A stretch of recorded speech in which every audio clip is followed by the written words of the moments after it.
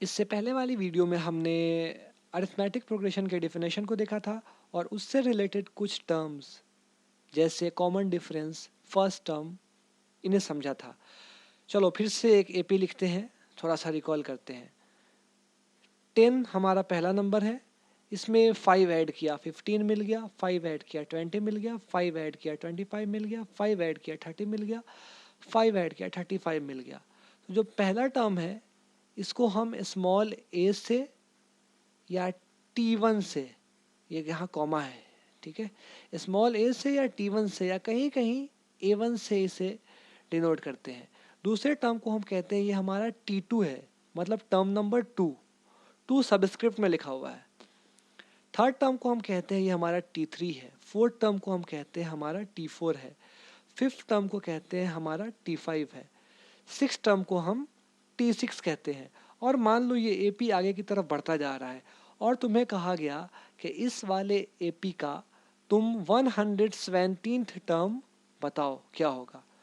अब ऐसे अगर तुम ऐड करने लगे, 35 में 4 ऐड किया, उसमें 4 ऐड किया, उसमें 4 ऐड किया, सॉरी 35 में 5 ऐड किया, उसमें 5 ऐड किया, उसमें 5 ऐड किया, तो शायद तुम्हारे 15-20 मिनट तो इसी क्वेश्चन को सॉल्व करने में निकल जाए।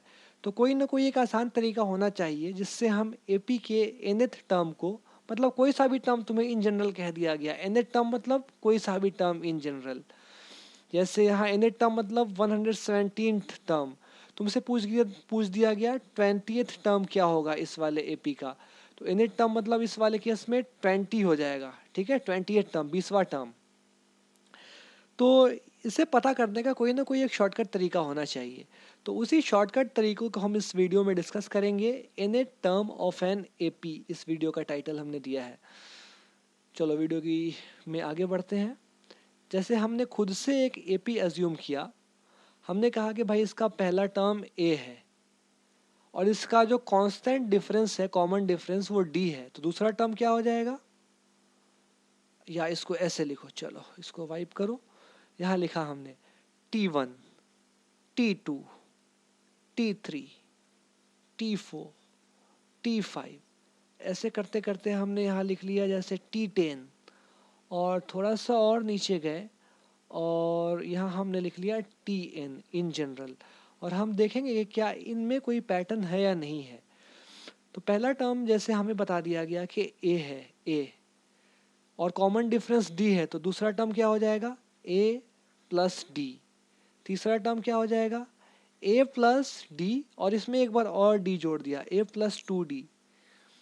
चौथा टर्म क्या हो जाएगा, A प्लस 3D। पांचवा टर्म क्या हो जाएगा, A प्लस 4D।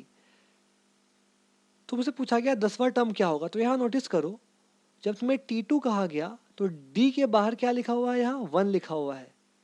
जब तुमसे T3 पूछा गया तो D के साथ क्या लिखा हुआ है, 3 से एक कम 2 लिखा हुआ है। जब तुमसे T4 पूछा गया तो D के साथ क्या लिखा हुआ है, 4 से एक कम 3 लिखा हुआ है। जब तुमसे T5 पूछा गया तो D के साथ क्या लिखा हुआ है, 5 से एक कम 4 लिखा हुआ है। तो इसी पैटर्न को अगर तुम फॉलो करो, अच्छा यहाँ पर भी देख लो, यहाँ पर भी A प्लस 0D ही लिखा हुआ है। T1, 1 से एक कम 0D, तो 0 से तो किसी नंबर को मल्टीप्लाई करोगे तो 0 हो जाएगा, तो इसलिए इसको यहाँ से हटा दिया था, लिखा ही नहीं था। तो T10 क्या हो जाएगा, A प्लस 9D। T11 क्या हो जाएगा, ये हो जाएगा A प्लस 10D। वैसे ही Tn क्या हो जाएगा, n से एक कम, n से एक कम मतलब n माइनस 1 इंटू डी। तो Tn मतलब nth टर्म का हमें फॉर्मूला मिल गया। किसी भी एपी का अगर हमें पहला टर्म दिया हो और कांस्टेंट डिफरेंस दिया हो तो उसका nth टर्म हम बता सकते हैं इस फॉर्मूले के जरिए से। कौन सा formula, Tn equal to A plus n minus 1 into D. अब ये फॉर्मूला तो मैं उतना याद करना रिकमेंड नहीं करता हूँ, तुम्हें तरीका पता होना चाहिए क्वेश्चन सॉल्व करने का, मगर हमारे इंडिया के सिलेबस में इस वाले फॉर्मूले का काफ़ी ज़्यादा इस्तेमाल होता है। तो बेहतरी इसी में है कि तुम इस वाले फॉर्मूले को याद कर लो, रट जाओ इसको, ठीक है। चलो इस पे एक क्वेश्चन कर लेते हैं। फॉर एग्जाम्पल हमें एक एपी दे दिया गया, जैसे 7, 11, 15, 19, 23 डॉट डॉट डॉट, मतलब ये इनफाइनाइट एपी है। और तुमसे कहा गया फाइंड 21st टर्म, इस वाले एपी का 21st टर्म बताओ।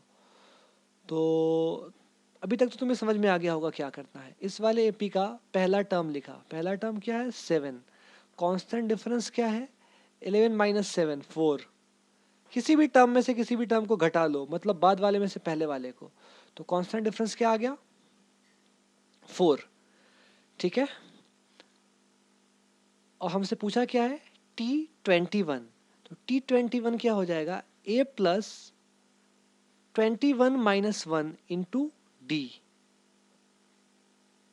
मतलब कि a प्लस 20d, ठीक है।